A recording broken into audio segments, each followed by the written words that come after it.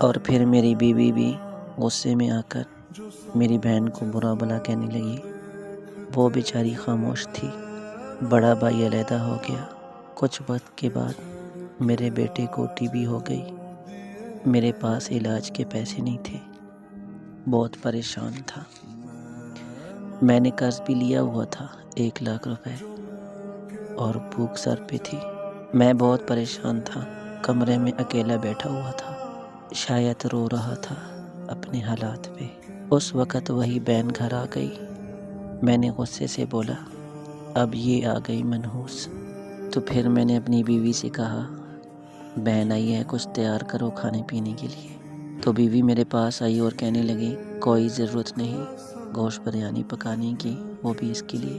تو 1 گھنٹے بعد وہ میرے پاس آئی اور بولی، بھائی آپ پریشان ہو؟ بہن نے میرے سر پہ ہاتھ پھیرا اور بولی، بڑی بہن ہوں، تم میری گود میں کھیلتے رہے ہو، اب دیکھ مجھ سے بھی بڑے لگتے ہو۔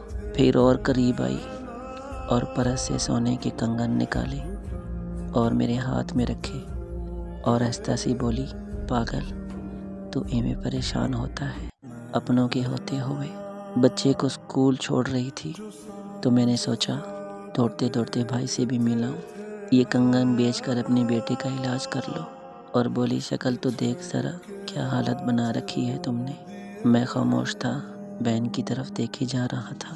وہ آہستہ سی بولی، کسی کو بتانا نہیں کنگن کے بارے میں، تم کو میری قسم۔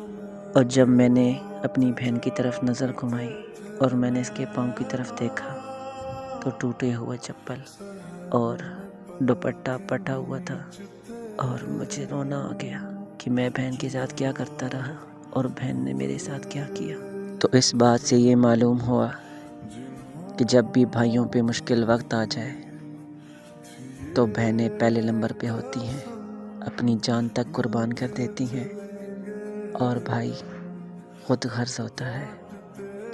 تو خدا را اپنے بہنوں سے بہت پیار کیا کرے، اور جب بھی ان کے گھر جایا کرے تو کچھ دیر کے لیے ان کے پاس بیٹھا کرے، اور وہ آپ سے کچھ بھی نہیں مانگتی، نہ ہی کوئی جائیداد، کچھ بھی نہیں، بس آپ ان کو پیار دیا کریں اور ان کے پاس بیٹھا کریں کچھ دیر کے لیے۔ اور اگر میری کہانی آپ کو اچھی لگے تو پلیز اسے شیئر ضرور کیجیے گا، مینشن کیجیے گا ان لوگوں کے لیے جو بہن سے پیار نہیں کرتے۔